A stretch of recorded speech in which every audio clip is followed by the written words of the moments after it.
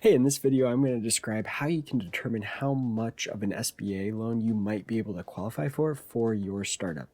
Now, I spent 12 years as the executive director of an SBA lender. We made over 1,500 SBA loans during my time there. And one of the common things that I saw clients struggle with is they would work on a business plan, they work on projections, they do a whole bunch of work, they'd talk to a landlord, and they'd have this $1 million idea of a budget, of a startup budget. And then they would come to the lender and say, okay, I want to apply for $1 million loan. And we'd say, well, you probably don't qualify for $1 million loan. And now you've already spent a whole lot of time and effort in planning this business for that you'll never have a chance at qualifying for. So it's actually really simple to get an idea of how much the maximum loan amount you might qualify for. And so I just put together a little simple spreadsheet here. I'm going to show you that will really show you here's kind of the max amount of an SBA loan you should be considering or thinking about for your startup based on just a couple of data points. So let me show you how this works.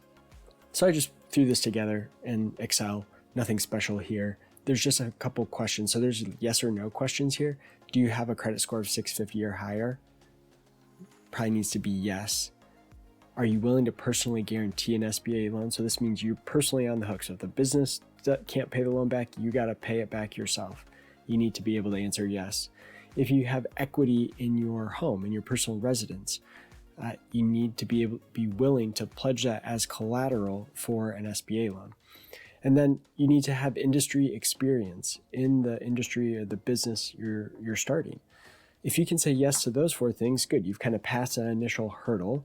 And then the next big thing you're going to need to know is how much are you going to be able to invest into the business, and how much cash are you going to have left over after you make that investment into the business.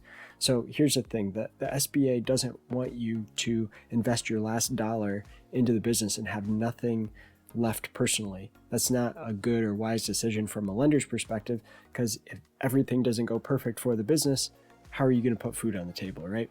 And so there's this idea of post-closing liquidity, kind of fancy lender banker speak, but they want you to have some liquidity. They want you to have some cash personally after you have made the investment into the business. So here's how this works. The SBA, typically for a startup, is going to require at least a 10% equity injection into the deal. So you could borrow up to 90% and you would need to invest 10%.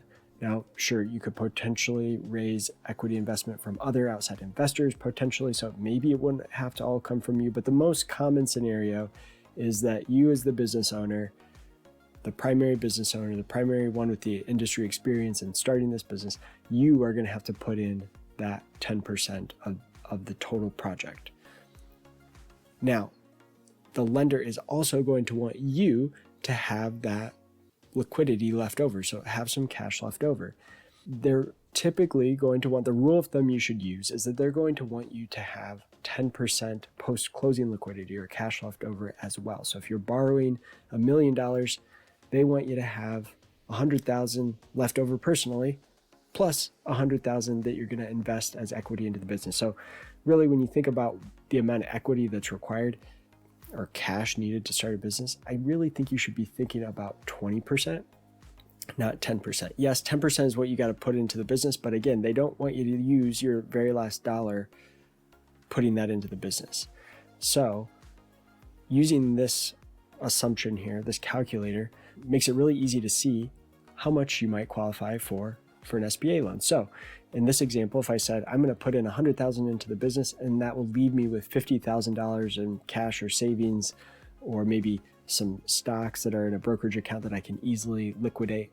They don't want this to be in a retirement account where there's going to be penalties and that sort of thing. So this would be, your play around investment account or something in Robinhood or whatever, that type of thing. That's what they want here, that you could easily sell quickly and turn into cash.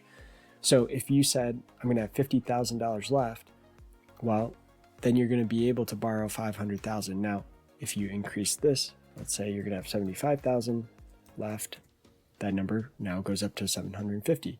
Now, let's say you have $125,000 left.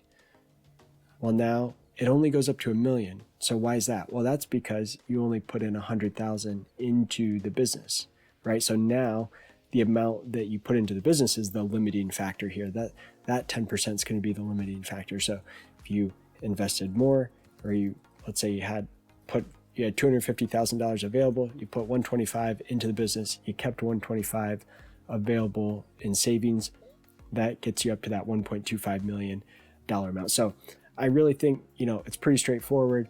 You need to think about 10% equity into the business, 10% personal savings, and that's at a minimum. I mean, some lenders are going to require you, if you're in a risky industry, they may say, hey, we want you to put in 20 or 30% equity into the business, plus we still want you to have some cash left over after that. So this is just to give you an idea of what this is like the most you might be able to qualify for.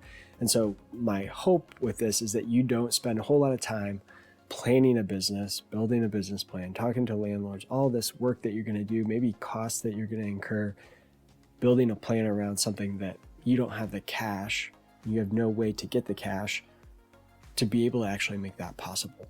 So I hope this is going to save you a lot of time, effort, and tears. And if you have any questions about that, feel free to reach out, support@projectionhub.com. You can reach out to us there.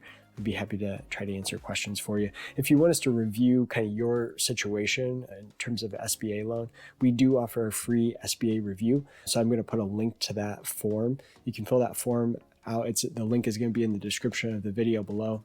Free SBA review. You can answer a few questions. We'll give you some feedback based on experience, what we think might be a good fit in terms of an SBA lender, or whether we think you might qualify based on the information that you provide. So hope that's helpful. Thanks.